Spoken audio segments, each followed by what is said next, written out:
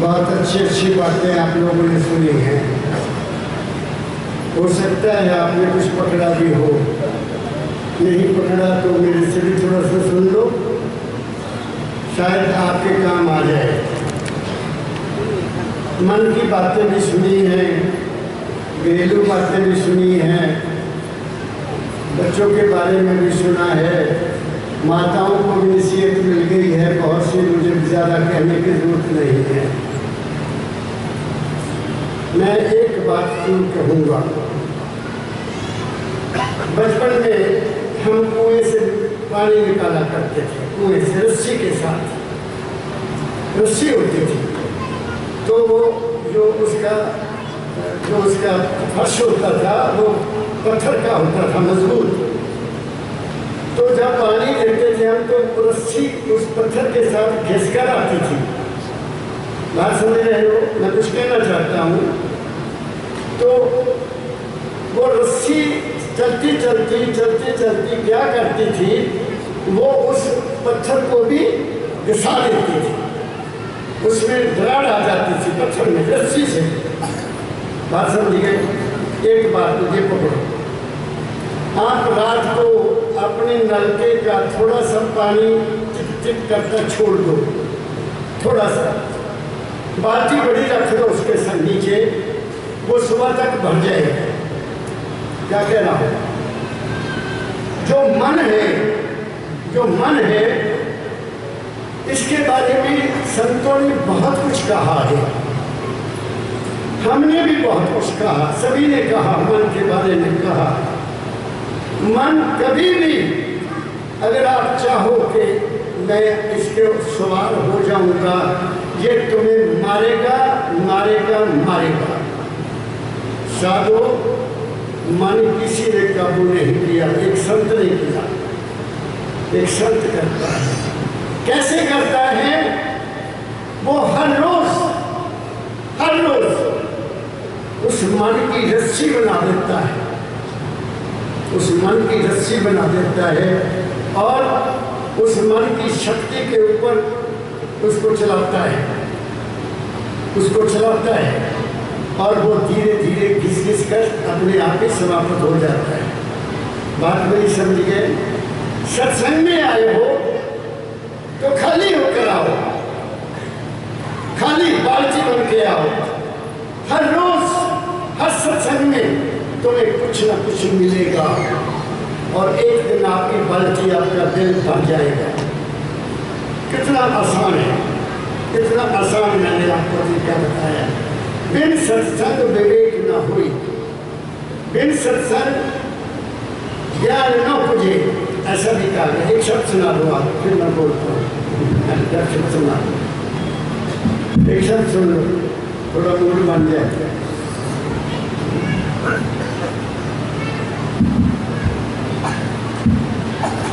राधा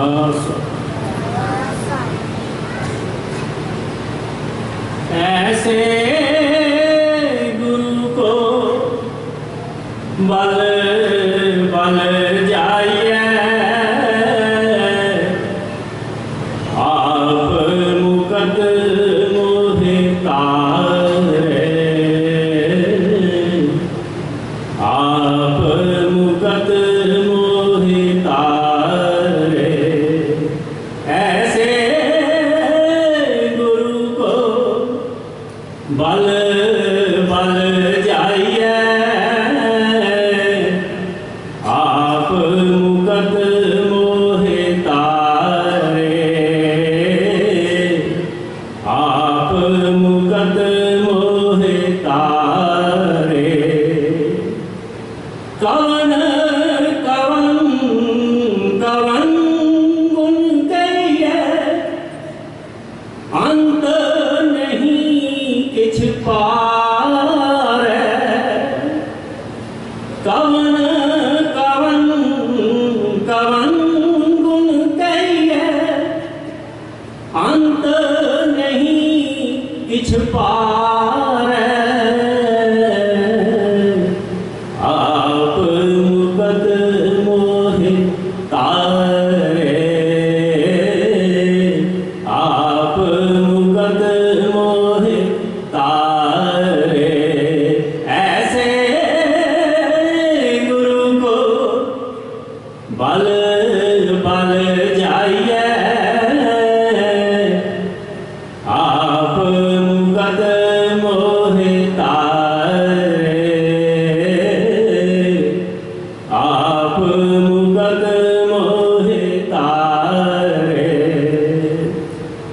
लाख लाख लाख कई को रे को है सो विचार लाख लाख लाख कई को रे को है सो विचारे आप मुकदम मोहे तारे आप मुकदम मोहे तारे ऐसे गुरु को बल बल जाइए आप मुकदम मोहे तारे आप मुकदम मोहे तारे विषम विषम विषम ही गई है लाल गुलाल रंगार विषम विषम विषम ही गई है लाल गुलाल रंगार आप मुकदम मोहे तारे आप मुकदम मोहे तारे ऐसे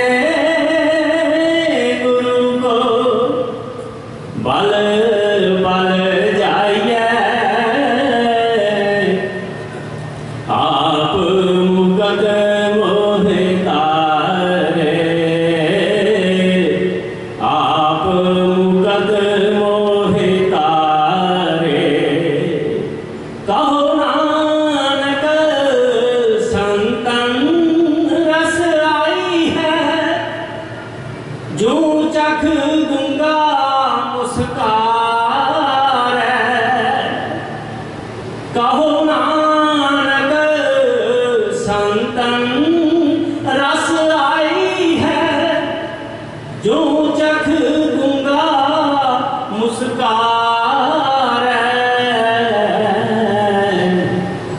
आप मुकदम मोहे तारे आप मुकदम मोहे तारे ऐसे गुरु को बल बल जाइए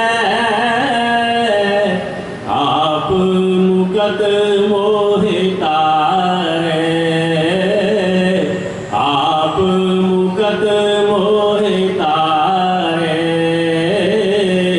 नारायण नरपति नमस्कार नारायण नरपति नमस्कार आप मुकदम मोहे तारे संत मत में सबसे बड़ी महिमा गुरु की है। और गुरु क्या है पहले मैं वो समझाने की कोशिश करूँगा। सतगुरु परमदयाल जी महाराज फरमाया करते थे गुरु क्या है। गुरु है समझ, गुरु है ज्ञान, गुरु है विवेक, गुरु है अनुभव। किस चीज का? किस चीज का? गुरु ब्रह्मा गुरु विष्णु गुरु देवो महेश्वरा गुरु साक्षात परब्रह्म तस्मै श्री गुरुवे नमः। चार कहा गया है, चार। श्री गुरु ग्रंथ साहब जी महाराज में भी आता है आद गुरुवे नमः, जुगाद गुरुवे नमः, सतगुरुवे नमः और श्री गुरुवे नमः। वहाँ भी ऐसा ही आया है। अब इस पर चिंतन करना पड़ेगा कि क्या मतलब है गुरु ब्रह्मा। पहला जो मैं समझा महाराज की संगत में जाकर इस दुनिया में जो कुछ पैदा हो रहा है, पैदा होने के बाद वो कैसा है उसका पहले अनुभव होना चाहिए। और वो पहला अनुभव क्या है? तुम्हारा अपना शरीर। जिसको अपने शरीर का ही ज्ञान नहीं है वो दूसरा ज्ञान प्राप्त नहीं कर सकता। पहले ये देखो कि तुम्हारा शरीर क्या है, इसमें क्या हो रहा है, तुम क्या खाते हो उसका क्या असर होता है, तुम क्या देखते हो उसका तुम्हारे ऊपर असर क्या होता है, तुम क्या सुनते हो उसका तुम्हारे मन पर क्या असर होता है, तुम क्या सुनते हो तुम्हारे उस पर क्या असर होता है। जब तक आप ये पहली बात नहीं समझेंगे तुम उस पर ब्रह्म गुरु को, जो पहला गुरु ब्रह्मा है, उसको नहीं जान सकते। तुम इस सीढ़ी से पार नहीं जा सकते, तुम इस सीढ़ी का नाश करोगे और वो ब्रह्म तुम्हारे अपने अंदर है। जैसे मैं पहले भी कहता हूँ, जो ब्रह्मंडे सोई पिंडे, सब देवी देवता आपके अंदर हैं। और शास्त्र कहते हैं कि गणेश कहाँ रहता है तुम्हारे शरीर में? गणेश आपकी मूलाधार में रहता है। ब्रह्मा कहाँ रहता है? आपके इंद्रिय में रहता है। विष्णु कहाँ रहता है? आपके पेट में रहता है। शिव कहाँ रहता है? तुम्हारे दिल में रहता है। और हस्ती कहाँ रहती है? तुम्हारी कंठ में रहती है। सोचो, जरा विचार करो, ब्रह्मा तो हमें अंदर है नहीं। और ईश्वर किसको कहते हैं? ईश्वर का मतलब क्या है? ईश कहते हैं ताकत को, शक्ति को। वर कहते हैं मालिक को। जो शक्ति का मालिक है वो ईश्वर है। पुराने जमाने में इतिहास में राजाओं की पूजा नहीं होती थी, वो ताकतवर होते थे, उनकी पूजा होती थी। इतिहास में तो लोग जब तक राजा का दर्शन नहीं करते थे वो रोटी नहीं खाते थे। और दिल्ली के किले में जाइए, वहाँ झरोखा है, जिसको कहते हैं झरोखा दर्शन। वहाँ खड़ा हो जाता था राजा और बहुत बड़ा मैदान है, वहाँ से दर्शन करके घर को जाते थे। ईश्वर क्या है? ईश्वर तुम्हारे अंदर शक्ति है। अगर उस शक्ति का आपने दुरुपयोग किया, नाजायज उसका बर्बाद किया, मैं गहराई में नहीं जाना चाहता, तुम सब जानते हो। हमारे सेल फोन ने, हमारे टीवी ने हमारे उस ब्रह्म शक्ति को खत्म कर दिया है, हमारे मनोस्मृति को बिगाड़ दिया है, हमारे बच्चों के दिमाग को हिला दिया है। उनके सुनने की ताकत कम हो जाएगी। आज से 20 साल के बाद आपने देखना, बच्चों के कानों का सुनना बंद हो जाएगा, उनकी आंखें कमजोर हो जाएगी। मैं जो डॉक्टर हैं, ये कान के डॉक्टर, जिसके मैं तुम्हारा बिजनेस बहुत बड़ा होगा, ज़्यादा बढ़ेगा, क्योंकि सभी कान में वो लगाए हुए हैं, तो शक्ति खत्म होगी। क्या काम है? गुरु ब्रह्मा को समझो, आपके अंदर ब्रह्मा है, आप उसको समझ नहीं रहे हैं। और उस ब्रह्मा के कारण ही तुम एक नेक औलाद को पैदा कर सकते हो, होनहार औलाद को पैदा कर सकते हो, अच्छी औलाद को पैदा कर सकते हो, सुंदर औलाद को पैदा कर सकते हो। माँ जिसको देखती है उसका असर उसके चेहरे पर अक्सर आता है। इंग्लैंड अमेरिका में एक केस हुआ, बड़ा मशहूर केस हुआ, पेपर में आया था कि एक अंग्रेज के घर, दोनों बहुत सुंदर अंग्रेज होते, आपको पता है गोरे होते हैं, उनके घर एक काला लड़का पैदा हो गया। अंग्रेज के घर में एक काला लड़का पैदा हो गया और उसने अपनी पत्नी के ऊपर केस कर दिया कि ये कैरेक्टरलेस है। उसने कहा, तुम तो मेरे पति हो, मैं तो किसी के तरफ देखती भी नहीं हूँ, किसी से बात नहीं करती हूँ, तुम्हारे साथ काम करने जाती, तुम्हारे साथ वापस आ जाती हूँ। उसने कहा नहीं नहीं, ये लड़के का रंग कैसे ऐसा हो गया? केस हो गया, बड़ा चला। तो जो जज होते हैं ये बहुत समझदार होते हैं। उसने कहा मैं फैसला उसके बाद करूँगा, पहले मुझे अपने घर लेके चलो। तो वो उनके घर गए, उन्हें उसके अपनी पत्नी को पूछा तुम्हारा बेडरूम कहाँ है? तो बेडरूम में गए, कहते ये मेरा बेडरूम। तो सामने देखा तो एक हफ्सी की फोटो लगी हुई, वो एक पहलवान था, हफ्सी काले रंग का। तो ओहो, तो सुबह इसको ही देखती थी? हाँ जी, कहते मुझे इसकी ताकत बड़ी अच्छी लगती है। बात समझ गए? तो उसने सारे टेस्ट भी करवा लिए थे, ये कारण है इसलिए होने का। ये मैं आपको अपनी बात बता देता हूँ, करुण दयाल जी महाराज सुनाए। हम 4 भाई हैं, मेरे 2 भाई मेरे से बड़े थे, एक मेरे से छोटा है। मेरा रंग भी आपको नजर आ रहा है, मेरे दूसरे दोनों भाइयों का रंग भी बड़ा अच्छा था, गोरा था। मेरे भाई छोटे का भी रंग काला है, और मेरी छोटी बहन का भी रंग काला। मेरी दो बड़ी बहनें, छोटी बहनें, उनके रंग भी सुंदर। परमदयाल जी महाराज ने जब अपनी कहानी सुनाई कि मेरी बहन बैठी है, सुषमा जहाँ बैठी है, सारे गोरे रंग, लेकिन पद्म जी महाराज का रंग थोड़ा सा सांवला है, अनुषा। तो महाराज ने बताया कि जब मेरी पत्नी नहाकर बाहर आई तो मेरा सिग्नल मैन जो स्टेशन पर होता है, मैंने उसको किसी काम के लिए घर भेजा कि तू ये काम करके आ। वो काले रंग का था। तो जैसे ही वो नहाकर बाहर आई तो कालू, उसका नाम कालू था, कालू सामने खड़ा। मेरी बात समझ रहे? वो माता के सिर पर असर हुआ और पद्म जी का रंग काला दूसरे रंग का है, गोरा नहीं। आपने देखा नहीं, मेरे से तो बहुत प्यार है। अब मेरे भाइयों और मेरी बहन का रंग क्यों काला हुआ मैं बताता हूँ। मेरे पिताजी के साथ एक पंडित जी गाँव के काम करने का जाया करते थे। सुबह कभी कभी सुबह आ जाना, सुने चलो चलिए भाई साहब, काम टाइम हो गया। वो रंग काला था उसका रंग काला, काले रंग का था। वो माता ने देखा तो भाई का रंग भी काला और मेरी बहन का छोटी का रंग भी काला। जब तक वो पैदा हुए वो दोनों ही काले रंग के। बात मेरी समझ गए? हम गहराई में नहीं जाते। क्या देखना है, क्या सुनना है, क्या बोलना है, क्या खाना है। पंडित जी महाराज फरमाया करते, आप सबने अभिमन्यु की कथा सुनी है आपने। अभिमन्यु ने उस जो चक्रव्यूह था उसको वेदना कब सीखा? जब वो अपनी माँ के गर्भ में था।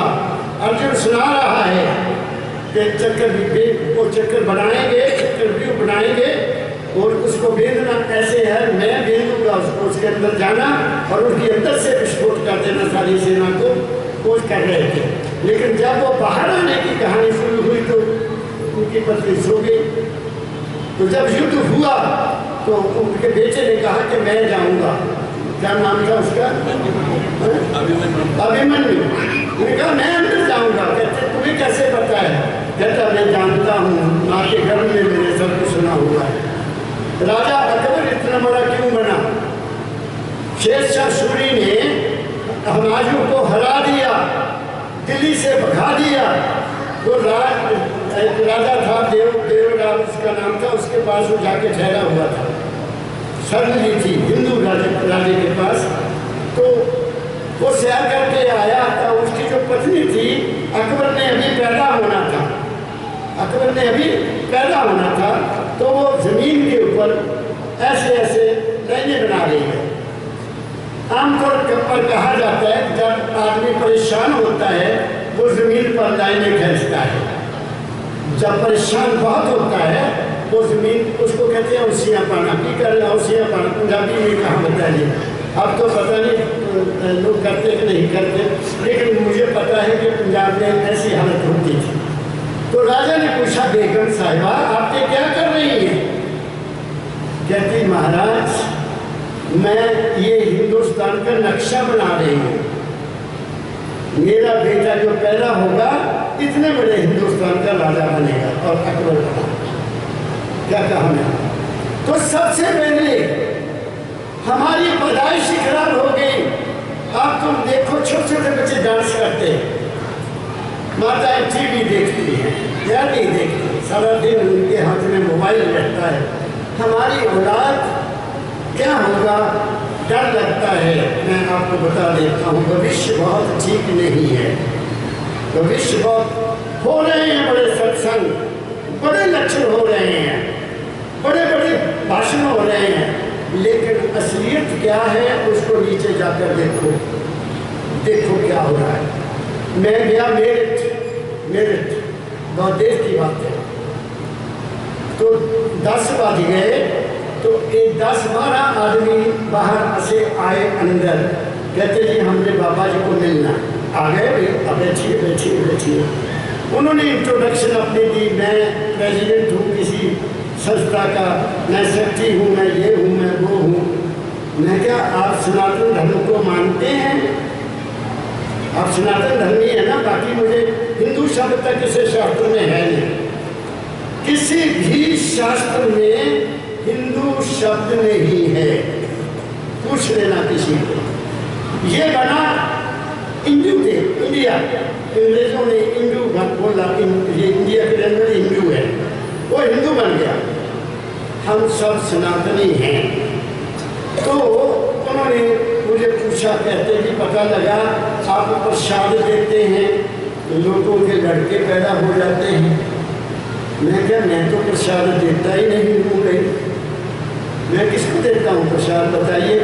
अगर कोई लेने आता है उसकी अपनी भावना है, उसकी अपनी भावना है, उसका भावना काम करता है, उसका विश्वास काम करता है, कुछ करता नहीं। चलो बात आई चलेगी। मैंने उनको पूछा, आपने मुझे सवाल किया, आप ये बताओ कि आपके घर में तुम्हारे बच्चे किस नाम से तुम्हें पुकारते हैं? तुम्हारी पत्नी को किस नाम से पुकारते हैं? डैडी कहते हैं ना आपको, और आपकी पत्नी को मम्मी भी कहते हैं। तो आप बताइए आप कौन हैं? आप कौन हैं? डैडी का मतलब क्या है? मम्मी का मतलब क्या है? हम माता शब्द ही चला गया, हमारे घरों से माता शब्द ही चला गया, बीबी शब्द ही चला गया, दादी माँ भी शब्द चला गया, पिता भी चला गया, बापू भी चला गया, सब डैडी हो गए, डैडी हो गए, डैड हो गए। तो हमारी संस्कृति किधर जा रही है? सुनो मेरी बात को ध्यान से सुनिए।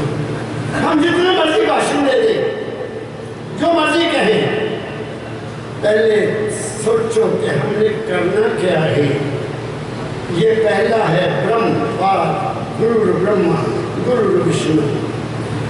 ये ज्ञान एक, ये पहली समझ, ये पहला विवेक ये होना चाहिए कि तुम्हारा शरीर जो है ये 5 तत्व का बना हुआ है, 5 ज्ञान इंद्रियां हैं, 5 कर्म इंद्रियां हैं, और 5 अंदर आपके वो भी हैं जिसका नाम मैंने कल आपको बताया, सुबह बताया। वो क्या से काम कर रही? कभी आपने उनका ख्याल किया? कभी आपने सोचा कि तुम क्या खा रहे हो, कब खा रहे हो, क्यों खा रहे हो? सोचो जरा अपने आप को, तब आपको पता चलेगा गुरु ब्रह्मा गुरु विष्णु गुरु महेश्वरा। महेश्वरा क्या है? महेश्वरा क्या है?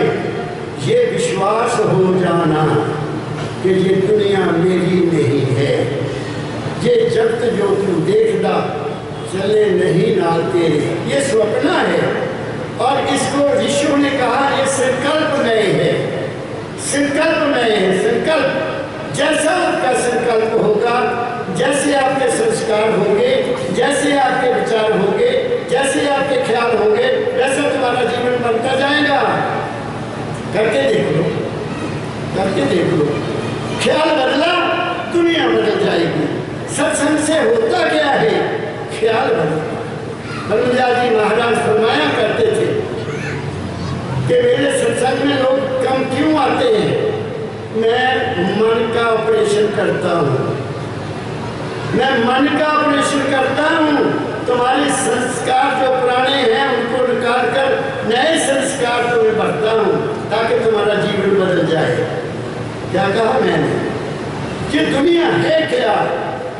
सोचो जरा।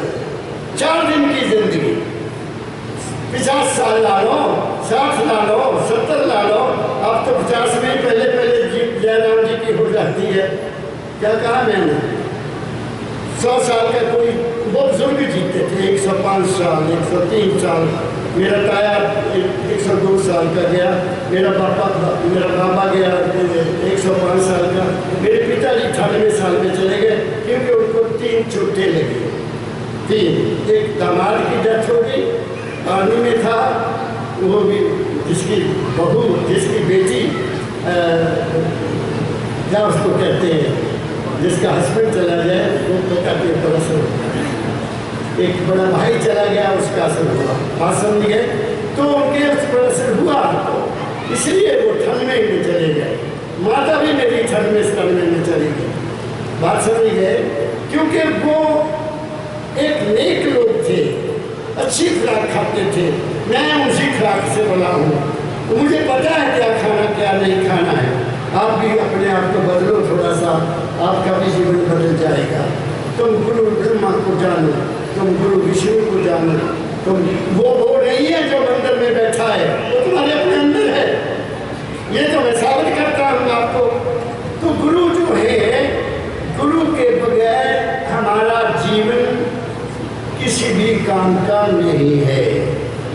ज्ञान के बगैर, समझ के बगैर, विवेक के बगैर और अनुभव के बगैर, ये चार चीज़ें हैं।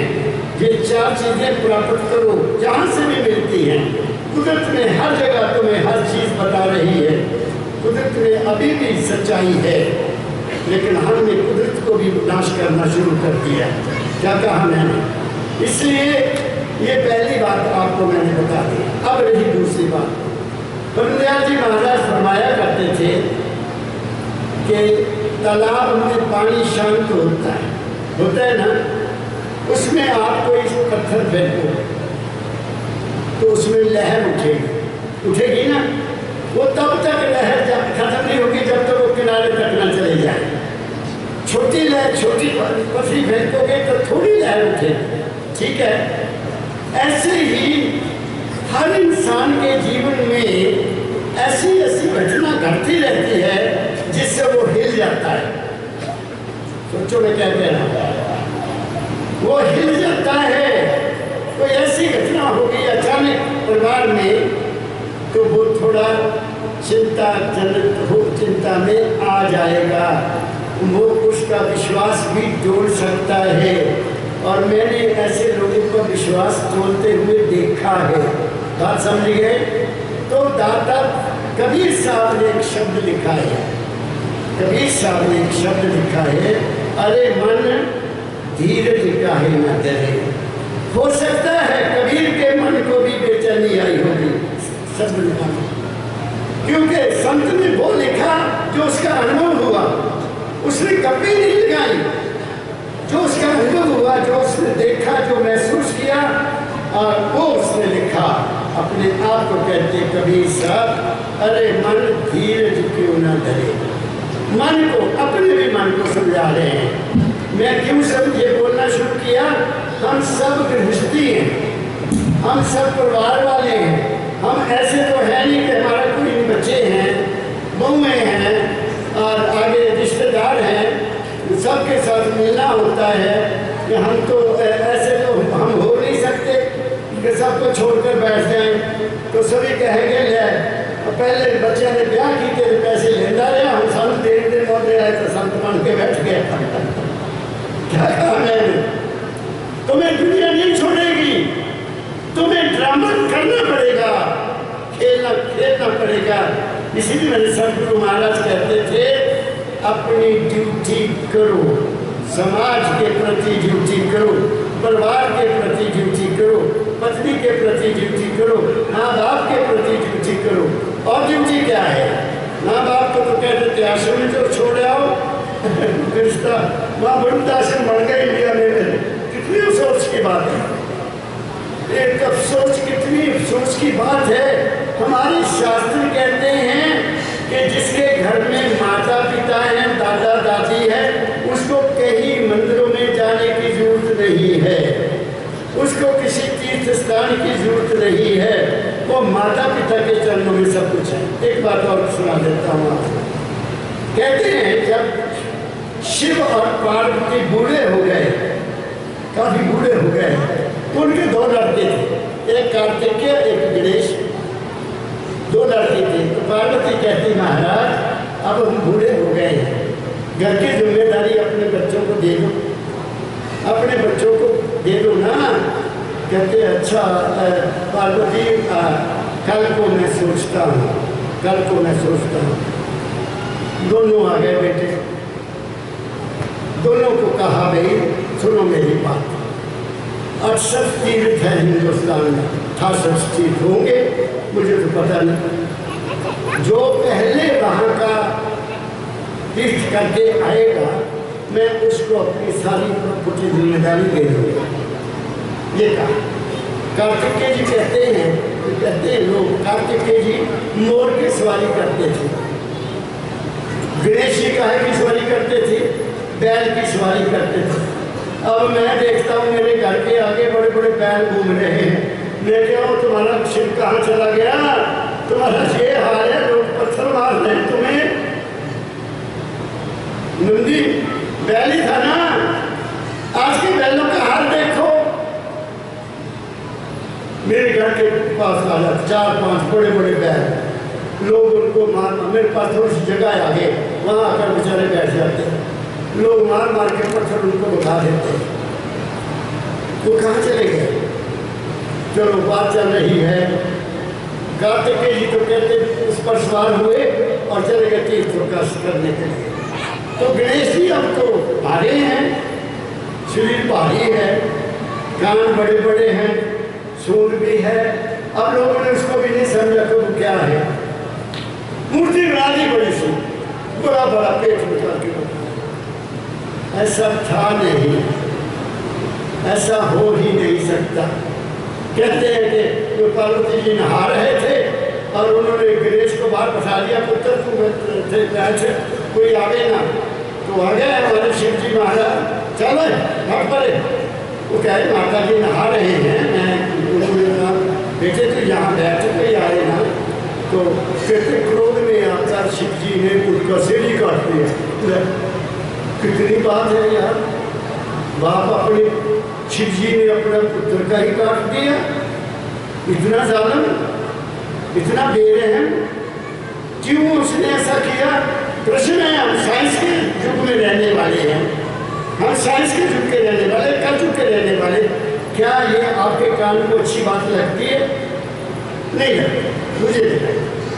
फिर कहते पार्वती बाहर आई, कहते इसको जिंदा कर। कहते क्या करूँ? कहते ऐसे ऐसे का सिर ले आओ जो माँ अपने पुत्र से दूसरी तरफ को मुँह करके सोई हो। ऐसा सुना मैंने। तो वो शिव जी चले गए, देखा कि हाथी का बच्चा अपनी माँ की तरफ से दूसरी तरफ को सोया हुआ, उसका सिर काटा ले आके लगा दिया।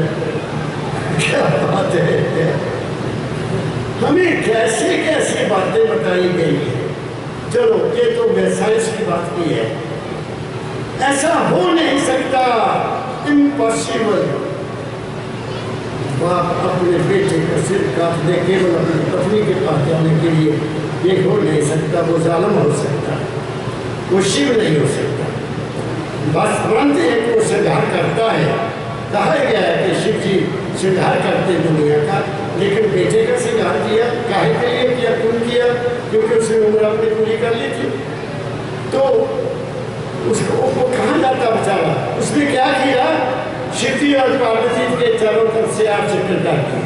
ऐसा माता पिता का मथा ठीक है, कहता मेरे तो 68 तीर्थ आप ही हैं। और आज वरदान मिला कि हर घर में भारत में पहले तेरी पूजा होगी। और मानते हैं ना, तुम भी सब मानते हो। गणेश को पहले पूजा के लिए बुलाते हो, पहले गणेश को इनवाइट करते हो, बाकी बाद में होता है। तो इससे क्या लिखना, मेरा क्या मतलब है? मैं बाकी नहीं मानता, लेकिन इस बात को मानता हूँ कि माता पिता ही सब कुछ है। माता ही ब्रह्मा है और पिता ही ब्रह्मा है जिन्होंने हमें जन्म दिया। माता ही विष्णु है जिसने अपने स्तन से हमको बड़ा बनाया, जिसने अपने हाथों से रोटी बनाकर हमारे मुंह में डाल दी। मुझे नहीं पता विष्णु कहाँ है कहाँ नहीं है। पिता है जिसने हाथ पकड़कर हमें चलना सिखाया। तो कौन हुआ बड़ा? माता और पिता। जो माता पिता की सेवा नहीं करता, माता पिता की बात को नहीं मानता, वो चाहे उल्टा हो जाए, बड़े से बड़े गुरु के पास चल जाए, उसका काम नहीं होगा। मेरे पास 2 महीने हो गए या 3 महीने, 2 लड़का और लड़की आए।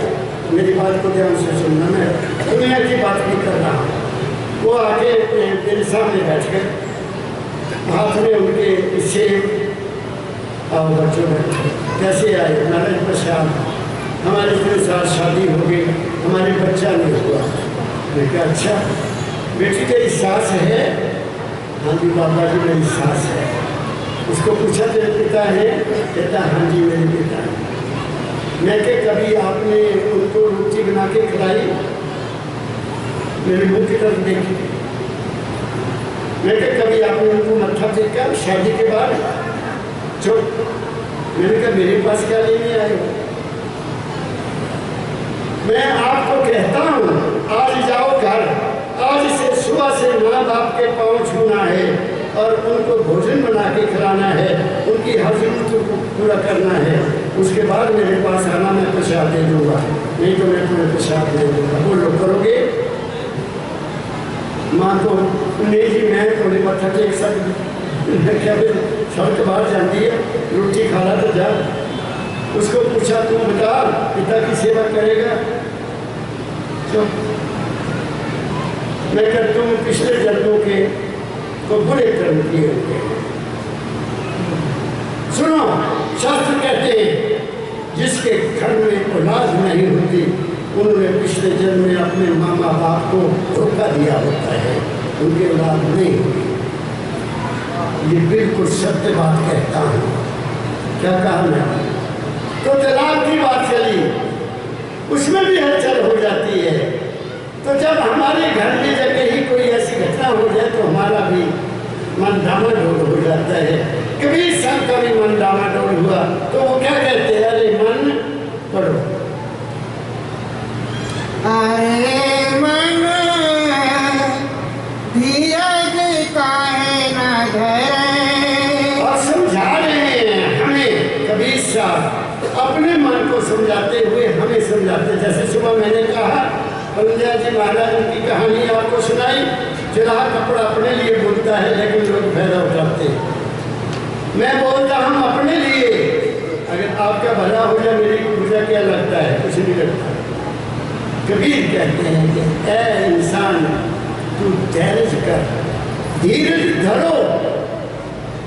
रिपीट कर रहा हूँ, धीरज धरो, करो विश्वास सा, सत्पुर करेंगे पूर्ण आशा। तुम धैर्य छोड़ जाते हो। एक बात और सुना देता हूँ। चलते चलते एक नदी नाम संजोगी मेला ऐसे कहते हैं ना, तो सत्संग हो रहा था।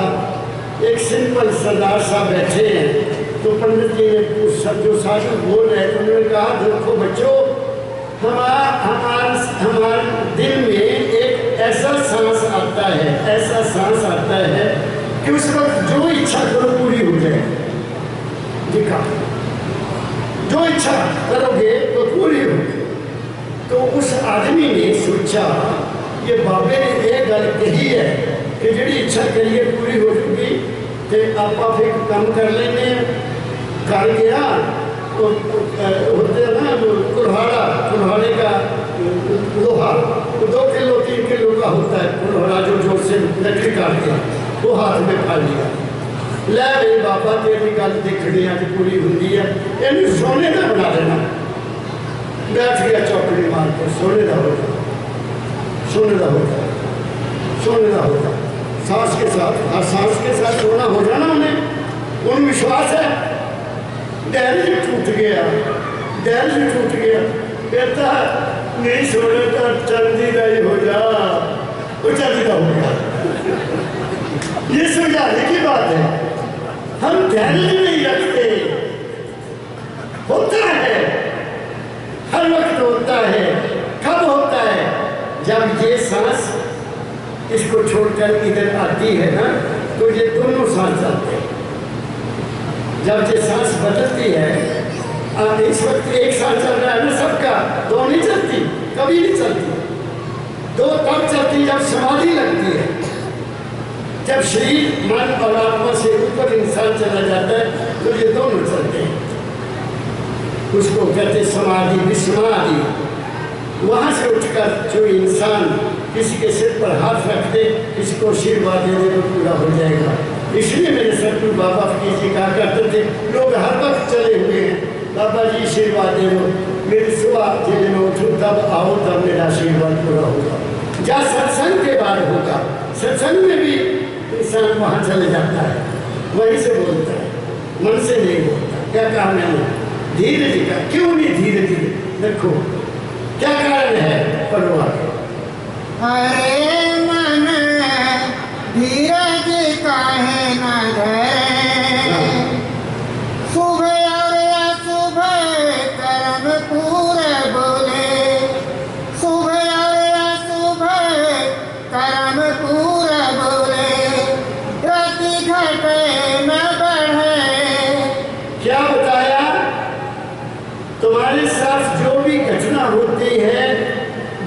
तुम्हारे अपने ही कर्म हैं पूर्व में, पिछले जन्म में। और इस कबीर साहब ने लिखा, कुछ करनी कुछ कर्मगत, कुछ पूर्व ले लेख, देखो भाग कबीर का लक्ष्य भया लेख।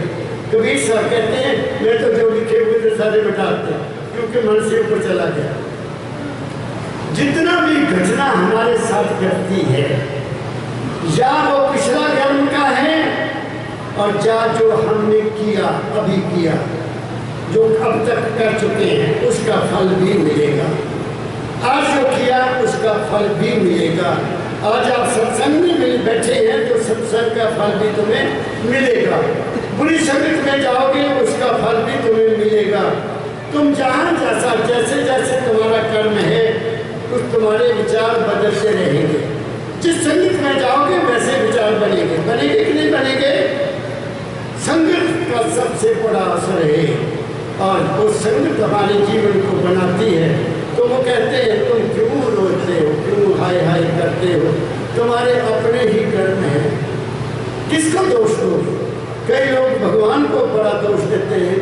रब ने मेरे गांव में एक सरदार थे, मेरे गाँव, मैं आपको अपनी बताता हूँ। मेरा क्या ख्याल होता था कि जब मैं पढ़ता पढ़ता थक जाता था, ये तो 10वीं से पहले की बात है, तो मैं आंखें बंद करता, आंखें बंद करके मन यहाँ ले आना तो थकावट सारी दूर हो जाएगी। तो उन्हें आना, ओए पाड़ू तू भक्ति करना, अखा बंद की है, वो कहने रब की भक्ति करना तू। मैं कहता आया जी रब हैगा, मैं उन्होंने याद कर लेना कभी कभी, तब मैंने ताकत मिलती है। एक तू खेड़े कम्मा च पे आया, कितने रब तेरी मदद करनी, कितने रब दस मैनू। मैं कहता आया जी देखिए तो मैं हले है नहीं, शायद कभी जिंदगी से देख लूँगा तो मैं तुम दसा। बड़ा उसने कम्युनिस्ट आइडिया का था, कम्युनिस्ट आइडिया। हुआ क्या कि उसका बड़ा लड़का इंग्लैंड चला गया। मैं उसको कॉलेज में आ गया, मैं पढ़ाता था तो उसका प्रोफेसर था, मैं छुट्टी गया हुआ। तो पता लगा कि उसका लड़का आया, 4 दिन हुए, वो बाहर गया। गांव में तो फ्लश बने नहीं होते थे, तो वापस आके तालाब में हाथ पर धोते थे लोग। जब वो तालाब पर हाथ धोने लगा तो वो ईट आई, वो मर गया। मैं उस दिन वहाँ था, फिर वो पीट रहा था ऐसे, और बातों में लुट लिया, और बातों में लुट लिया। ऐसा करेंगे क्या? उनके तो रब याद आ गया है। बात समझ गए? रब आधा उस वेले याद, दुख में सिमरन सब करे, सुख में करे न को। जो सुख में सिमरन करे, दुख काहे को हो। ये कहा है कबीर साहब का शब्द। हम सुख में उसको याद नहीं करते, भूल जाते हैं।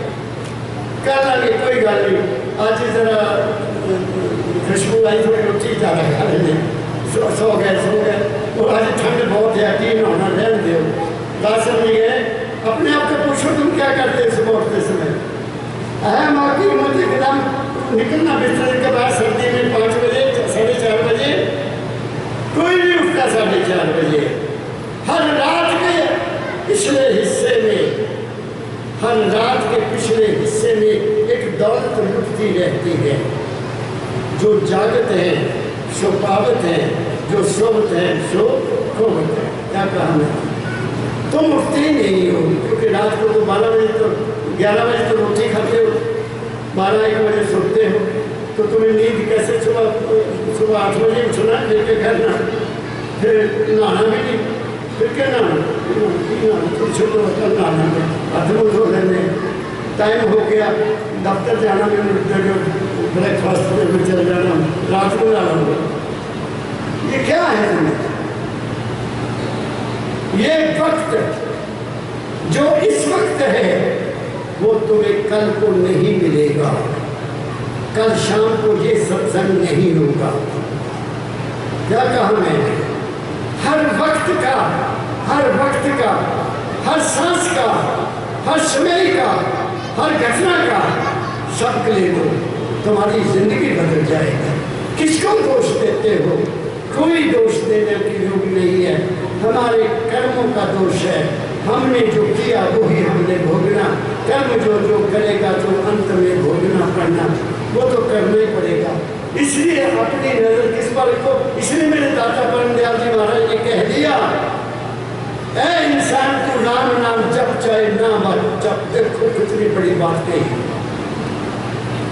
ऐ इंसान तू राम नाम जप चाहे ना जप, अपना कर्म ठीक कर ले और अपनी नीयत ठीक कर ले। नीयत पर तुम्हारा कर्म है, नीयत पर। नीयत बिगड़ गई। हजूर ने अपनी बात सुनाते थे, वो विदेश में थे, हजूर गुस्सा पीते थे, तो घरों में आग होती थी, आग चूल्हे में आग। हमारे बुजुर्ग भी ऐसे थे, मेरे बाबा जी हुक्का पीते थे, तो मैं भी उनको हुक्का तैयार करके देता था। आप समझ गए? तो चूल्हे में जाना, आग। रात को औरतें क्या करती थी कि चूल्हे पर रोटी बना ली और उपला ये गोबर का होता उसको चूल्हे में डाल देना, वो रात को जलता रहता है और सुबह निकालो आग निकलेगी। वो पूछता नहीं था। तो हुजूर पर कहते मैं हुक्का पीना था तो वो नहीं किया, तो मैं पड़ोसी के घर में हुक्के के लिए चूल्हे में आग डालने के लिए गया। परमदयाल जी महाराज अपनी बता रहे हैं, कहते आग में डाली तो इधर देखा तो चुन्नी पड़ी, चार आने पड़े हुए चूल्हे के पास, चार आने पड़े हुए। तो कहते चार आने जब देखे तो मैंने सोचा उठा लूँ। उठाने से पहले मैं पहले इधर देखा कोई देख तो नहीं रहा, कोई देख तो नहीं रहा। फिर क्या हुआ फकीरा, वो तेरी चार आने पे नजर, तेरी नीयत खराब होगी, वो तू काला फकीर है। क्या कहा मैंने? परमदयाल जी महाराज ने बताया कि छूटने पर एक फकीर की नीयत खराब हो गई, तुम अपना सोचो तुम्हारा क्या हाल है। क्या कहा मैंने? हमारा मन हमें धोखा देता है। मेरे बाबा फकीर ने मुझे एक ही बात कही कि बेटा अपने मन की किताब पढ़ना। देखो बच्चों, मैं तो वो किताब पढ़ता हूँ तो मुझे पता लग गया असलियत क्या है। वो मन की किताब पढ़ने मन ही खत्म हो गया। कहाँ से शुरू की किताब पढ़नी? कहाँ से शुरू की? मन रहता कहाँ? मेरे शरीर में। तो शरीर में क्या मन कुछ कर रहा है? शरीर में मेरा मन कुछ कर रहा है? शरीर में मन कुछ भी नहीं कर रहा। अंदर कोई हस्ती वो कर रही है। तो मन को पूछा तू बता तू क्या कर रहा है? मैंने अपने आप को पूछा, अपने मन से पूछा, ले मन तू बता तू कुछ कर रहे हैं अंदर? तू तो कुछ भी नहीं कर रहा है, तो तू है अभी मेरा ठेकेदार बने। क्या कहा मैंने? और फिर सतगुरु का नाम मिल गया तो मन को लगाम क्या लगाम कहते हैं? लगाम लग गए। तुम्हारा मन कभी भी काबू नहीं होगा। काबू होगा तो सतगुरु के वचन के साथ होगा। वचन धीरे धीरे धीरे तुम्हारे मन को तराशता जाता है, तुम्हारे मन को तराशता जाते हैं, काटता जाता है और मन को साफ कर देता है। इसलिए सत्संग की बात में तो कभी भी धैर्य नहीं छोड़ना, कभी भी धैर्य नहीं छोड़ना। और तुम्हारा पत्थर तुम्हारा लोहे का वो बड़ा भाई वो सोने का हो जाएगा। क्या कहा मैंने? तुम्हारा मन ही सब कुछ है। ऑलवेज थिंक पॉजिटिव, आशावादी होके जियो, आशावादी। निराशावादी होके मत जियो, आशावादी होके जियो। आज ये मान लो कि तुम्हारा गुरु तुम्हारे सिर पर है, वो तुम्हें हर कुछ देगा। वो है जिसके सिर ऊपर तू स्वामी सो दुख कैसा पावे। जिसके सिर पर मेरा स्वामी है, तुम्हारा स्वामी, तुम्हारा अपना स्वामी, मेरा स्वामी अपना, जिसको मैंने देखा है, जिसके साथ मैं रहता हूँ वो मेरा स्वामी है। जिसके साथ तुम रहते हो वो तुम्हारा स्वामी है। सबका स्वामी एक नहीं हो सकता, वो सबका एक है। गुरु भी एक सबका नहीं हो सकता। जितना जितना जिसका पानी है, जितनी जितनी जिसका जितना जितना लेवल है उस लेवल का तुम्हें गुरु मिल जाएगा। कई ऐसे गुरु हैं वो तवीज़ देते हैं ज़्यादा गुरु, कोई ऐसे है तो फूंक मारते हैं, कोई ऐसे है तो मंत्र देते हैं। लेवल है ना, संत का लेवल सबसे ऊंचा होता है, वो हमें शरीर मन और आत्मा से आगे ले जाता है और हमें अपना रूप बता देता है जहाँ निर्मलता है। इसने कहा था साधो वो देश कैसा है हमारा, पापा जी ने शुरू किया लेकिन बोले नहीं उनके ऊपर। देश एक निराला न्यारा देश है। आगे सुबह और सुबह धर्म पूरा बोले, राति घटे न बहे, होनहार हो वह कुनी सोई, चिंता काहे करे। अब बात कह दी, और जो होना है वो होके रहेगा, उसको टाल नहीं सकता। तो कबीर साहब कहते हैं तुम किस बात की चिंता करते हैं? चिंता हम क्यों करते हैं? लड़की की शादी में हुई चिंता, लड़के को नौकरी में मिली चिंता, लड़की बहू के बच्चा नहीं हुआ तो चिंता। क्या बात, कैसी कैसी बातें, क्यों चिंता करते हैं? तुम आशा क्यों नहीं रखते? तुम भगवान पर विश्वास क्यों नहीं रखते? तुम क्यों नहीं अच्छी डिमांड मांगते? तुम सबके लिए क्यों नहीं मांगते? और मैंने ये देखा किसी लड़के की अच्छी शादी हो जाए ना और लड़की भी अच्छी मिल जाए और दाल भी अच्छा मिल जाए तो और बढ़िया ही करना कर दिया है। वो देख के ना कुछ मिल गया और सादे मुंडे को कितने कुछ मिलता बस हम गए। वो क्या ईर्षा, तू ईर्षा करे तू भी कर उन्हें मिल गया मालका मैंने भी दे, ये मालका सारे दे, सारे में अच्छी बहू दे, सारे में अच्छा लड़का दे। क्यों नहीं करते तुम लोग, क्यों नहीं मानते तुम लोग? ये एक हमारे में डिफेक्ट है। हम अपने आप को नहीं सुधारते, हम अपनी नज़र को नहीं सुधारते, हम अपने बचन को नहीं सुधारते। मैं आपको एक बात बताता हूँ, देखिए मैं कार से अपने कॉलेज जा रहा था। आजकल गाँव में हर जगह ब्यास के डेरे सत्संग का बने हुए हैं। तो आगे देखता हूँ कि शायद सत्संग खत्म हो गया तो थोड़े बच्चे सड़क पर आ गए एकदम बिल्कुल मेन सड़क जहाँ से गाड़ियाँ चलती हैं। मैंने देखा, मैं दूर था, मैंने देखा बच्चे बाहर आ गए, शायद सत्संग खत्म हो गया। मैंने ब्रेक ला ली और धीरे हो गया तो ज़्यादा लोग अंदर से आने लगे। मैंने गाड़ी एक तरफ लगा दी तो 5-7 मेरी बहनें निकली अंदर से। मैंने कहा ये बीबियाँ को गल कर रही हैं, ये तो कोई अपनी गल कर दी होनी है कि पापा जी ने की दसिया, सत्संग की दसिया, तो वो की कर रही हैं कि मैं देखा 7-8 थी।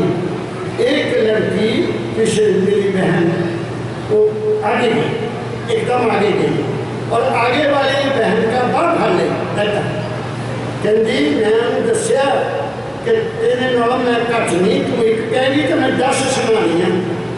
वारे वाह मार के मैं ये सत्संग देख करके आई और मेरी बहनों सुन रही हो, उन्हें एक कही तो मैं भी 10 सुनाइया। ऐसा नहीं करना, बुरे का भला कर, बुरे का भला कर, मुकाबला ना कर, तुम्हारा कल्याण हो जाएगा।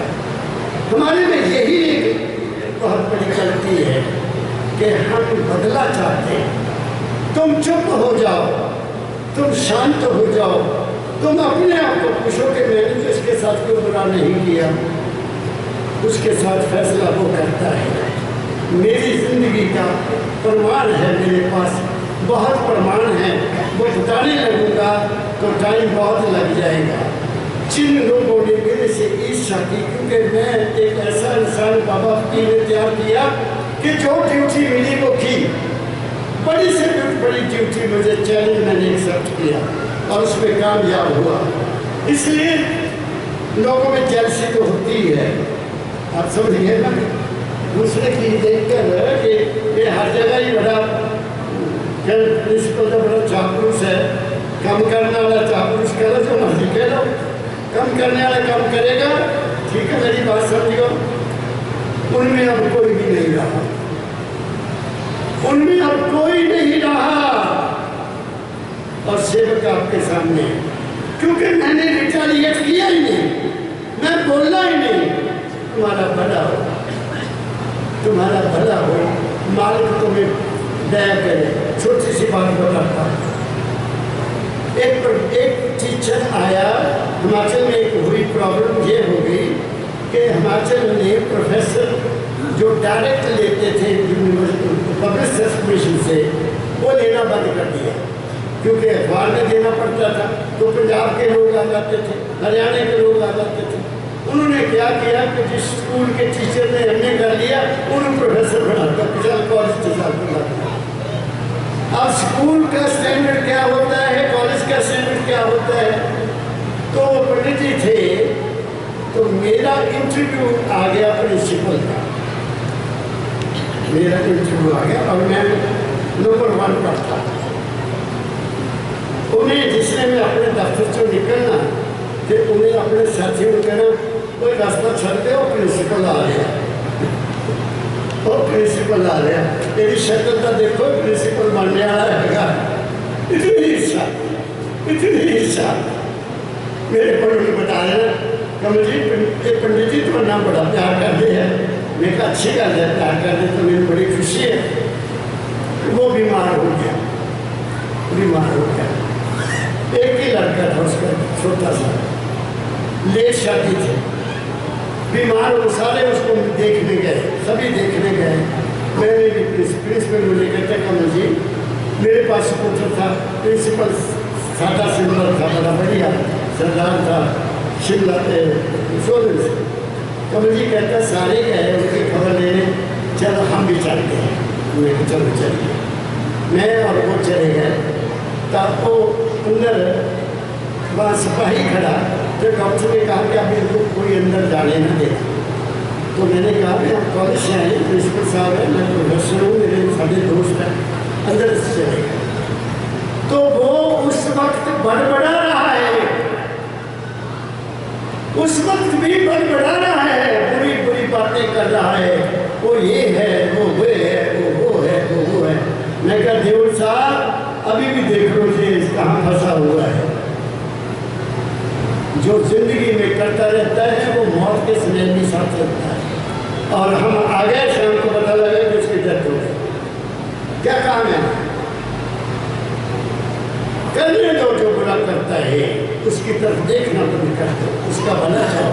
है मालिक इसको सद्बुद्धि दे, वरना हमें फिर सत्संग का क्या फायदा हुआ? हमने सत्संग काहे के लिए सुना? अगर हम भी मेले पर धैर्य लगाएंगे वो ठीक नहीं है। करके देखो, तुम्हें सुख मिलेगा, तुम विजय हो जाओगे, तुम जीत जाओगे। जहाँ भी जाओगे तुम्हारा ही विजय होगी, उसकी विजय नहीं होगी। क्यों? जाके हृदय सांच है ताकि हृदय आप, जिसके हृदय झूठे है ताकि हृदय आप। बुराई झूठ के साथ होती है, सत्य की कोई प्रशंसा नहीं करता। झूठ ही झूठ है, जहाँ होता है झूठ ही झूठ होता है। आगे बढ़ो। पशु पंछी जीव कीट पतंगा सबकी सोच करे। अब एक बात और कह दी है, देखो संत कहते हैं एक एक दाने पर हम सबका नाम लिखा हुआ है। कभी कोई इंसान भूखा नहीं मर सकता, शर्त है कि उसकी नीयत ठीक है। कोई जानवर भूखा नहीं मरता, कोई पशु भूखा नहीं मरता, कोई पक्षी भी भूखा नहीं मरता। देख लो आप, उनको सबको खाने को मिलता है, तो क्या हमें नहीं मिलता? हमें मिलता है। गुरु नानक साहब की एक छोटी सी कथा है, वो सुना देता है। वो कहते हैं नठ खसम हाथ रिज़िक तके दे, जहाँ दाना तहाँ खाना नाम का सच है। हमारा दाने दाने पर नाम लिखा हुआ है।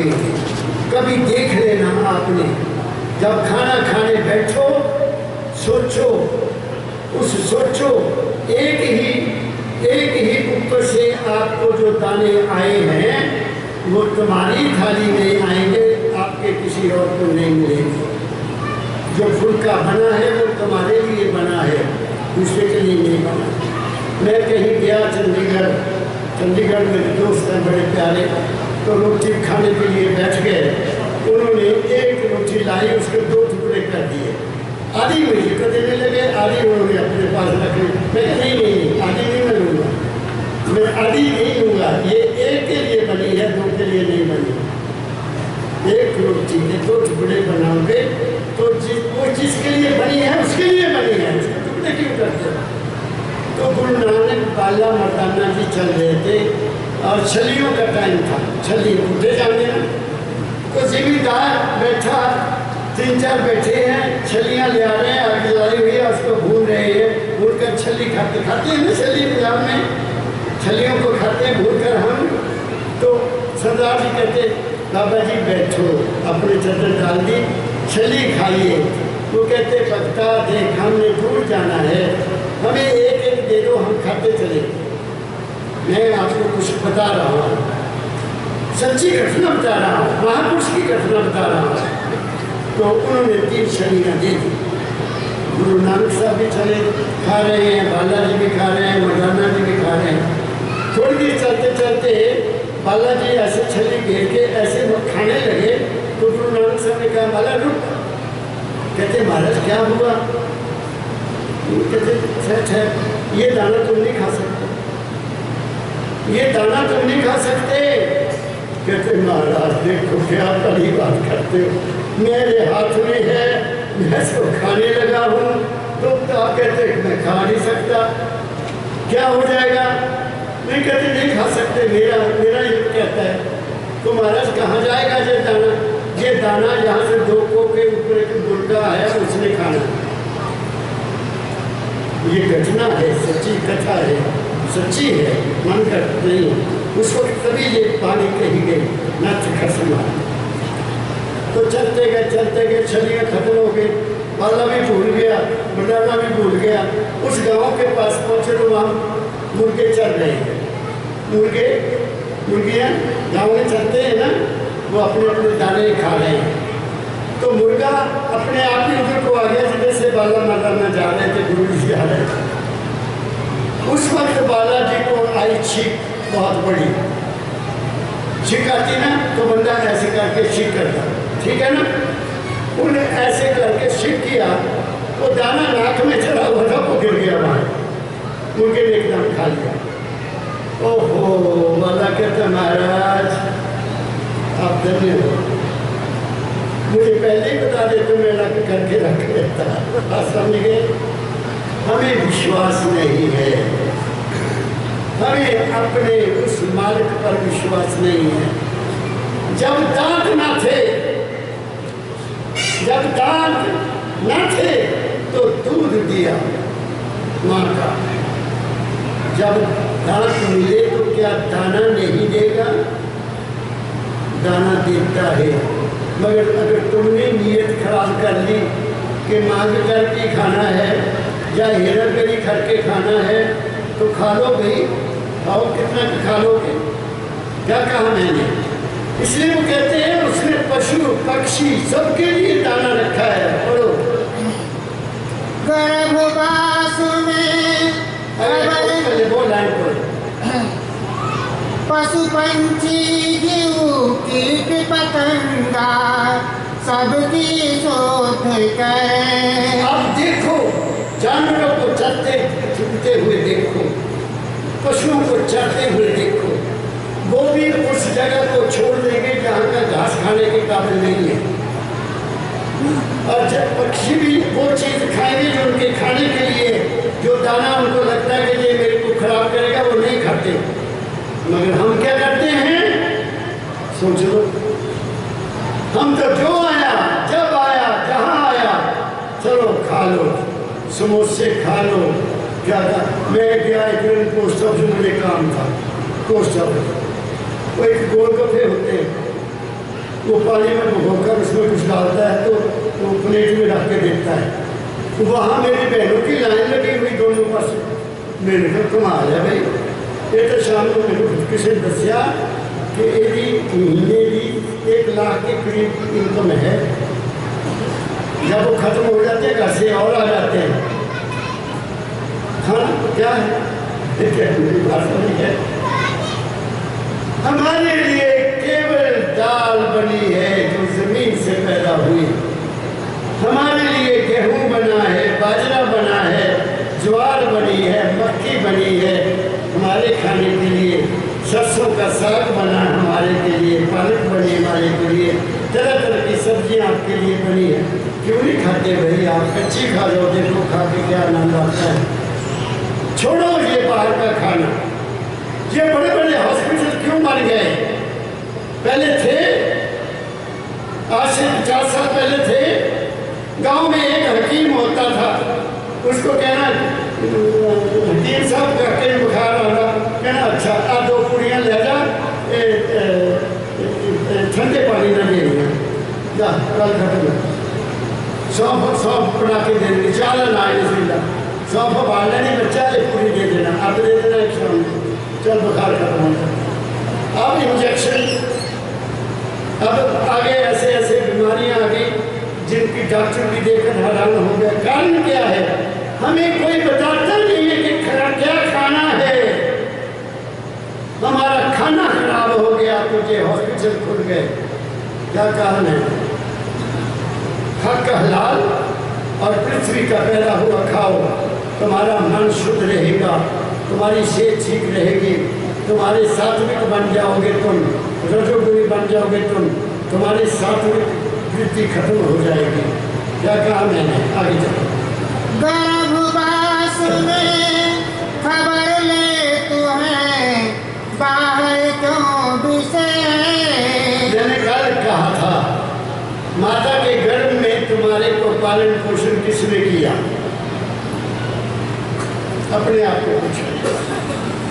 जब वहां तुम्हारा पालन पोषण एक छोटे से कीड़े से मानव के रूप में देव बना दिया, तुम्हें बेटी के रूप में बना दिया, तुम्हें नौजवान के रूप में बना दिया, तुम्हें इतना बड़ा कद दे दिया, किसी को छोटा कद दिया, किसी को बड़ा कद दिया, किसी को कोई ना।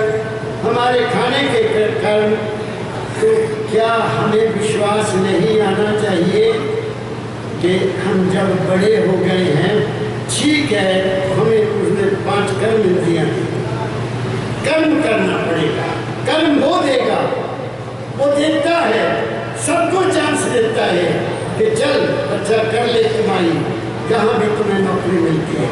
अब कई नौजवान ने देखे हैं कि वो नौकरी 1.5 लाख की कर लेते हैं, लेकिन ऐसा दिमाग खराब हो जाता है, नौकरी छोड़ देते हैं और नहीं और करनी रह जाते, कहीं नौकरी नहीं मिलती। मेरे एक दोस्त हैं आदमपुर से, 1.5 लाख की नौकरी छोड़कर आ गया, 3 साल घर में बैठा रहा। मेरे पास आना, उसके पिता ने महाराज जी कुछ करो, मैं क्या उसको कहो अब 1.5 लाख नहीं मिलेगा, कहीं 25,000 की मिलती वो कर ले, फिर आगे बढ़ जाएगा। अमेरिका में एक बच्चा मेरा बड़ा प्यारा, उसको पास करते ही नौकरी मिल गई, बड़ी बढ़िया, बड़ा खुश। बस दिमाग खराब हुआ, मैं तो इससे भी बढ़िया नौकरी पर अप्लाई करूँगा, रिजाइन कर दिया। उन्होंने लिख दिया this boy this loyal to the duty. तो जहाँ जाता वो कागज में ही पहुँच जाता, वो चला गया ना इंटरनेट पर, 1.5 साल हो गया घर में बैठा है। 1.5 साल मैंने उसको कहा अब इसको कनाडा में कर दो कोशिश, कहीं कनाडा में शायद इसकी पहन आ जाए, वहाँ मिल जाएगी नौकरी। क्या कहा? हम खाने को धक्का दे देते हैं। मैंने अपना जीवन 50 रुपये महीने से शुरू किया, 50 रुपये, फिर 90 रुपये पर महीना, फिर छोड़ा, फिर चला गया चंडीगढ़, फिर मालिक की रहम उठी, बढ़िया नौकरी में चला गया, फिर चला गया।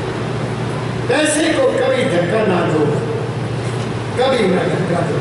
ये लक्ष्मी है, तुम्हारे हाथ में आई है, इसकी इज्जत करो।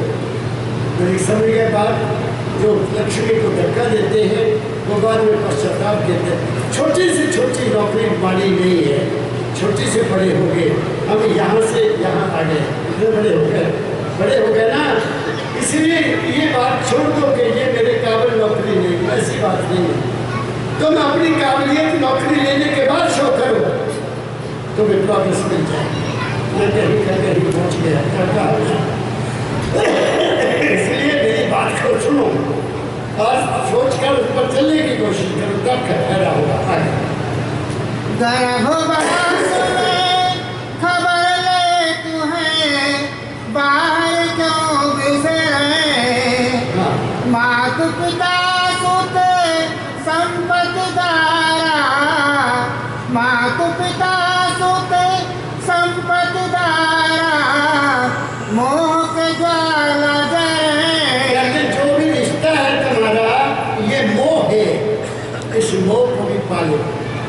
ये नहीं है कि मैं बाकी मेरा कोई नहीं है, मेरा कोई नहीं, ये रॉन्ग इन्फॉर्मेशन, ये गलत शिक्षा है। कोई नहीं मेरा, क्यों नहीं तुम्हारा? सब कुछ तुम्हारा तो है। माता पिता भाई बहने रिश्तेदार मासी चाची ताई, उनके बगैर तुम क्या हो? कुछ भी नहीं। क्या कहा मैंने? अपनी ड्यूटी को पूरा करो, सब कुछ करो, लेकिन फंसो नहीं, नींद नहीं खराब करनी अपनी। एक बार नाम सिमरन करना नहीं भूलना। एक घड़ी आधी से भी आध, तुलसी संगत सार की कोट करे अपराध, कई अपराध चले जाते हैं। क्या कहा मैंने? आगे मन तू हंसन से साहिब के भटकत काहे फिरे। अब मैंने एक बात कही तुम्हें सामने, ए मन, तुम उस मालिक का हंस था। हंस कौन होता है? वो पक्षियों का सरदार होता है।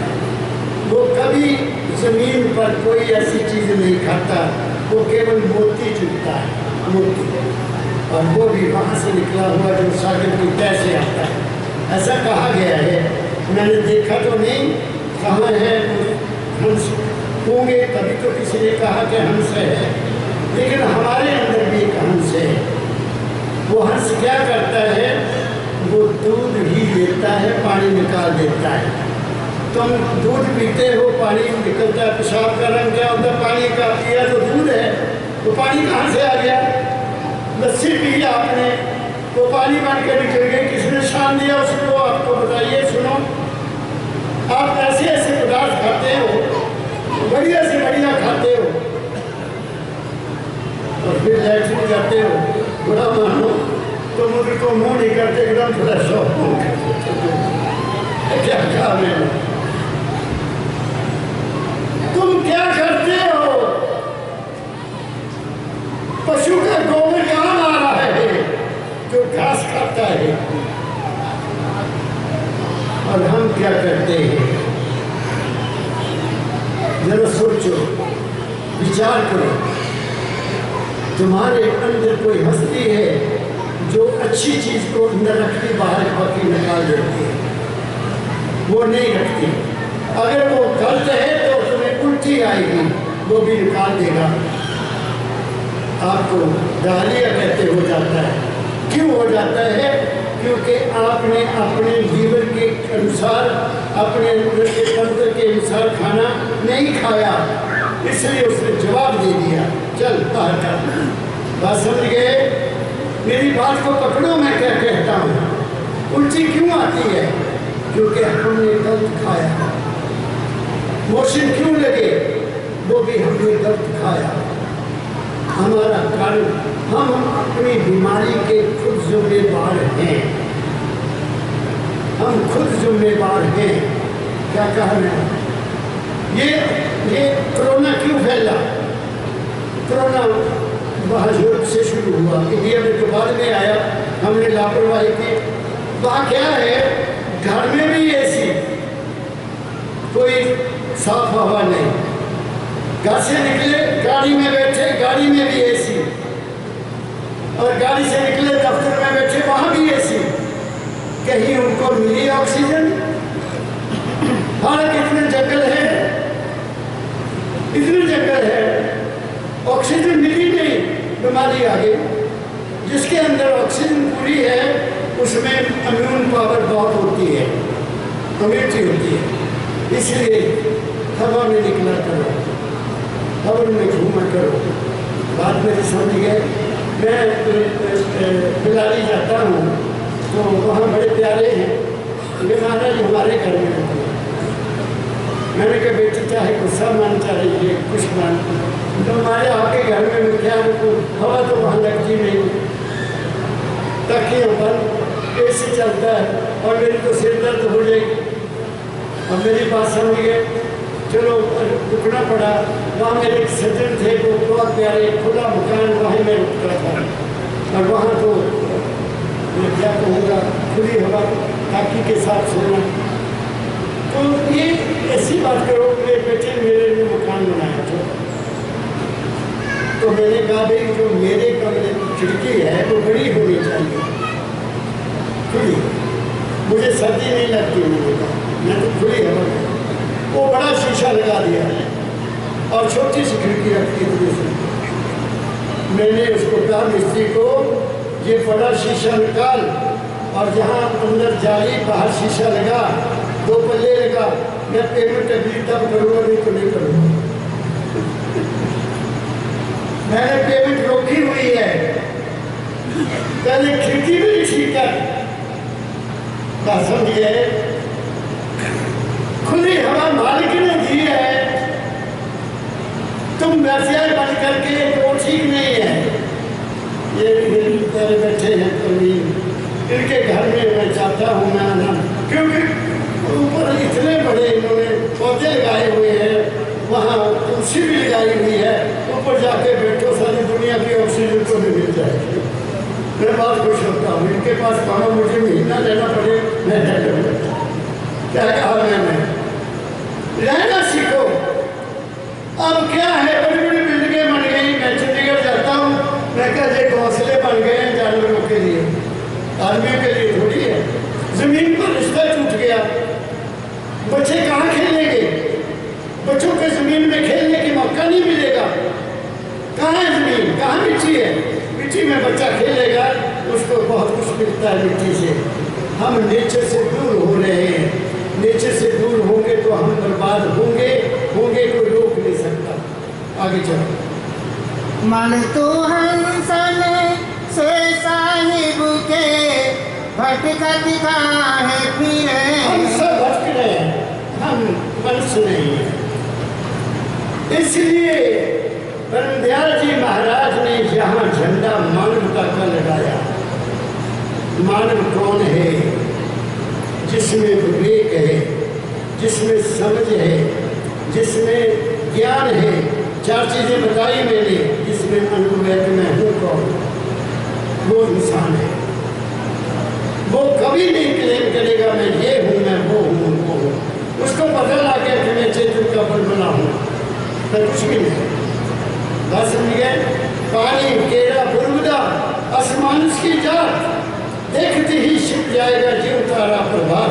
कुर्बानी कहती है, जैसे तारा सुबह का सूर्य निकला, तारा नजर नहीं आएगा, ऐसे ही ये बल्ब ऑफ कर दो एकदम अंधेरा हो जाएगा। ऐसे हमारे अंदर एक लाइट चल रही है, उसके अंदर उसको जलाने वाला बैठा है, जब वो निकल जाएगा लाइट भी ऑफ हो जाएगा, ये शरीर क्या रहेगा, मिट्टी रह जाएगा। उसको पहचानो जो तुम्हारी रोटी पचा रहा है, उसको पहचानो जो तुम्हारी नबज चला रहा है, उसको पहचानो जो तुम्हारा हाथ तक कर रहा है, उसको देखो। वो तुम्हारे अपने अंदर है, वो तुम्हारी आँख में है, वो तुम्हारे कान में है, वो तुम्हारी रचना में है, वो तुम्हारी चमड़ी में है, वो तुम्हारे अंग अंग में है, तो वो तुम्हारे मांस में है, वो तुम्हारी हड्डी में है, वो तुम्हारे शरीर की हड्डी के मज्जा में भी वही बैठा है। उसकी खोज कर लो, तुम हंस बन जाओगे, तुम हंस बन जाओगे, क्योंकि तुम्हें पता लग जाएगा कि मैं कौन हूँ।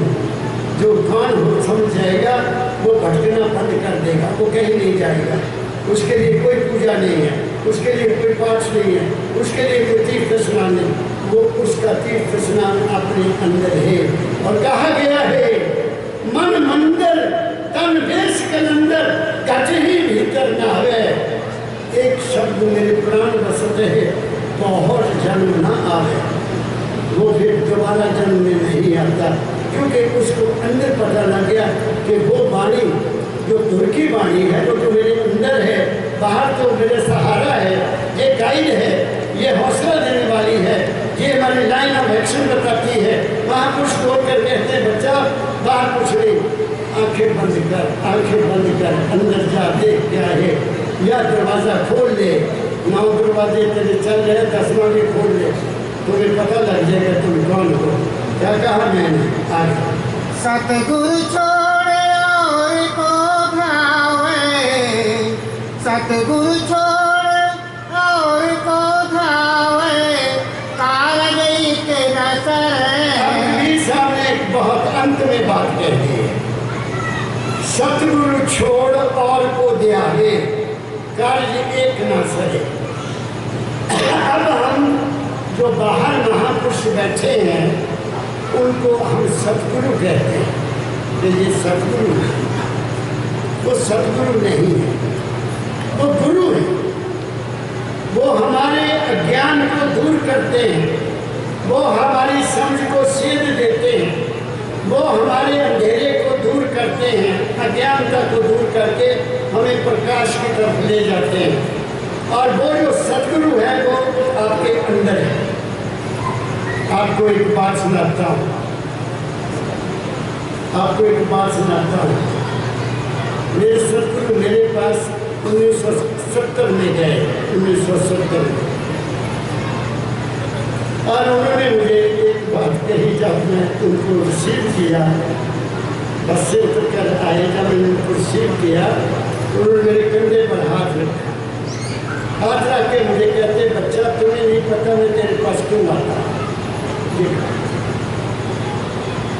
मेरे मन ने तो मान लिया है, मैं तो समझ गया था कि ये मेरे पास इसलिए आते हैं, मेरी तलाश करते थे, मेरे को तलाशते, मेरे को तलाशते, मेरे को सीधा करते हैं। जहाँ जहाँ बिल पड़े हुए मन के या जो मेरे संस्कारों थे उनको ठीक करने के लिए आते।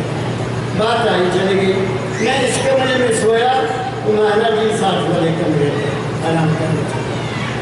मेरी बात को ध्यान से सुनो, मैं सतगुरु की बात करने लगा। रात के को 2 बजे होंगे, पंडिया जी महाराज आए और मेरे सूक्ष्म शरीर को पकड़ा, कहते चल बेटा तुम्हें ब्रह्मांड की सैर कराओ, तुम्हें ब्रह्मांड की सैर कराओ। मेरा बाजू पकड़ा ये और ले चले। 1 ब्रह्मांड, 2 ब्रह्मांड, 3 ब्रह्मांड, 4, 5, 6, 7, 8, 9वें ब्रह्मांड तक पहुँच गए होंगे हम। प्रकाश ही प्रकाश देखा मैंने और कुछ नहीं देखा। और मैंने वहाँ कहा पिताजी मैं थक गया, मेरे से आगे नहीं जाया गया। अच्छा बेटा चल वापस चल, लाकर तो मेरे डाल दिया।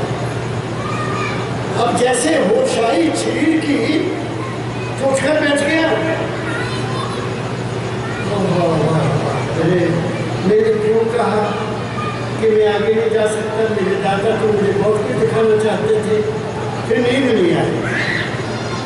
इसी विचार में रहा कि कब मेरे उठे, कब पता लगे कि उठकर बैठ गए हैं, तो मैं जल्दी जाके पूछूं कि महाराज क्या हुआ। महाराज उठे, नहा लिया, उनका तब तक मैं भी नहा के बिल्कुल तैयार हो गया। और जब महाराज जी उनके एक भूत का पता लगा तो मैं अंदर चला। मैंने जाकर उनके चरण में सिर रख दिया। हाँ बच्चा, मैं कहा पिताजी आज आपने मुझे इतनी सैर कराई, वहाँ ले गए, आप मुझे आगे ले जाना चाहते थे, तो मैंने क्यों कहा कि मैं थक गया। मेरे दादा कहते उन्होंने 2 बातें कही। कहते बच्चा पहली बात सुन, मैं नहीं था, तेरा सतगुरु था।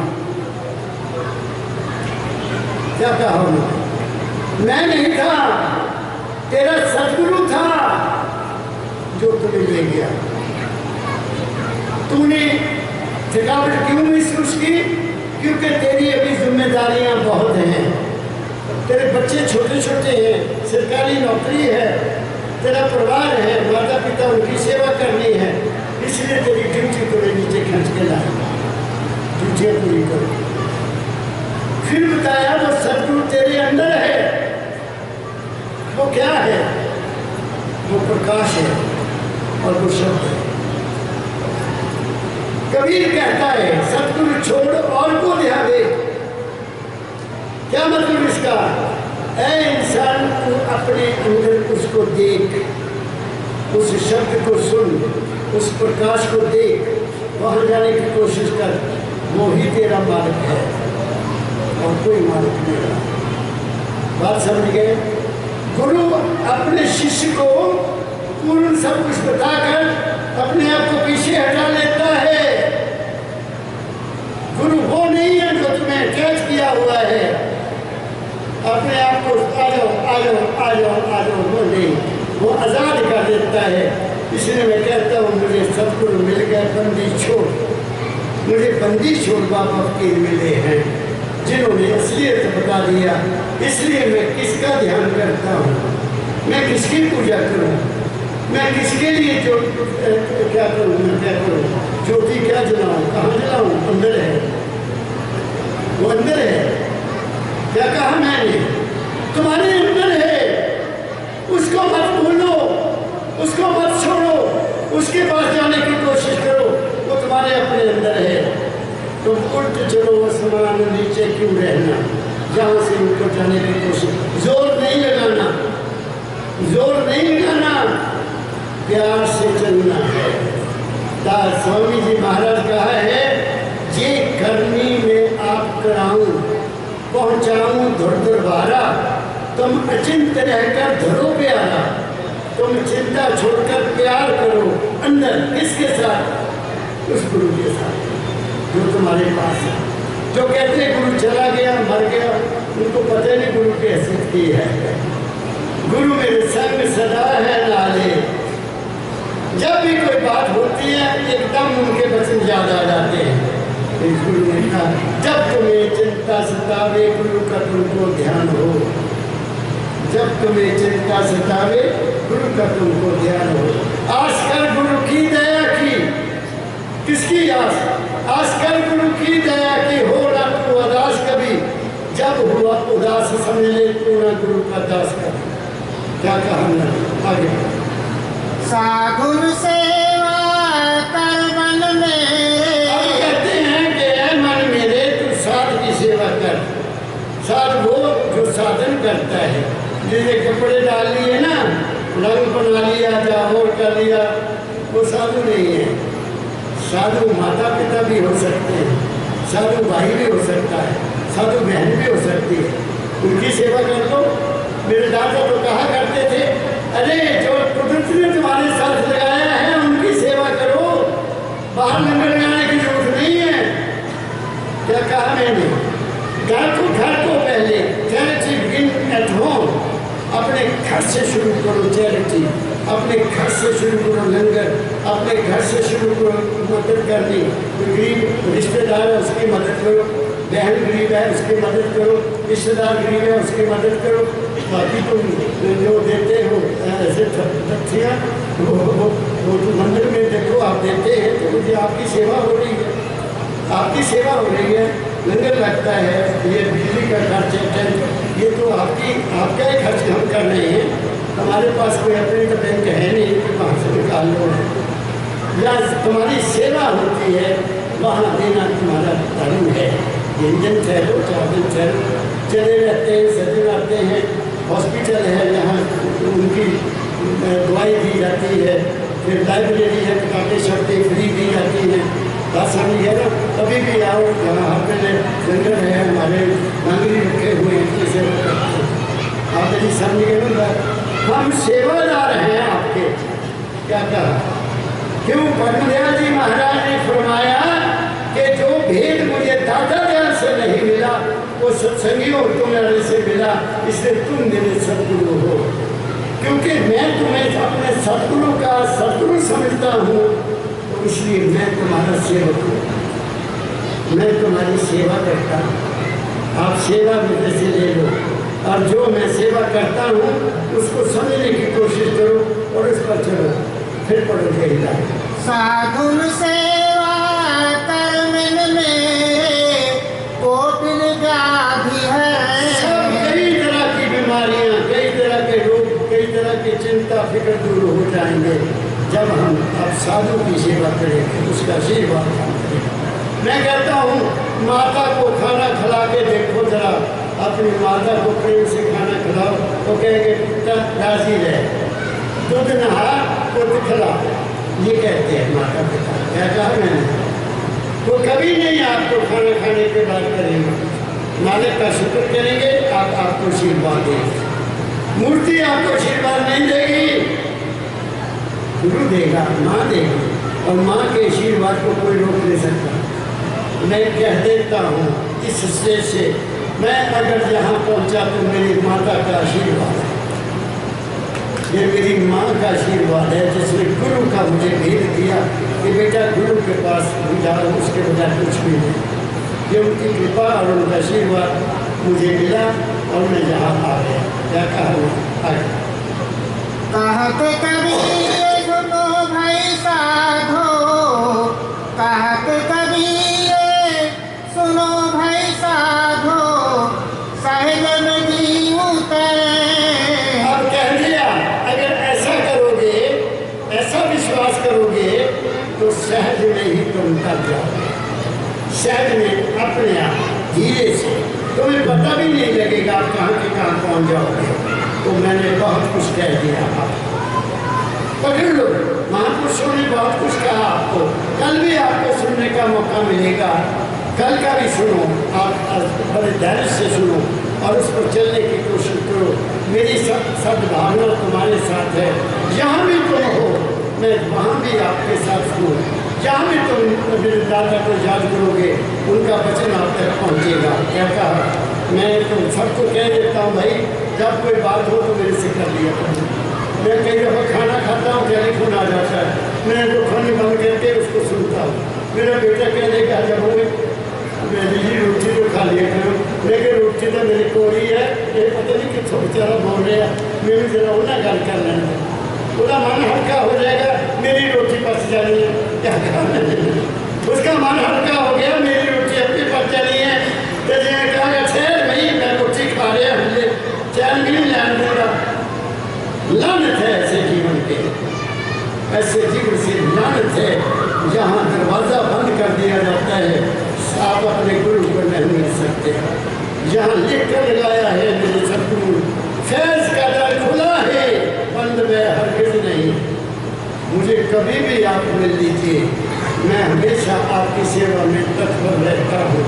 कभी नहीं कहूँगा बेटा ठहर गया, बात समझ गए। अगर मेरे पास कोई और बैठा है वो कर रहा है, फिर मैं जरूर कहता हूँ लेकिन इनसे बात कर ले, तो फिर आपने बात समझ गया। मैं आपका सेवक हूँ, दिन रात आपका सेवक हूँ।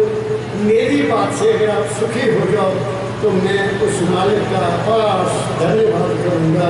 इन्हीं शब्दों के साथ आप सबका भला चाहते हुए, आप सबके लिए तंदुरुस्ती की प्रार्थना करते हुए, आप सबके घरों में सुख शांति मांगता हुआ, आप सबको बहुत बहुत प्रेम करा। राधा स्वामी, राधा स्वामी, राधा स्वामी। जन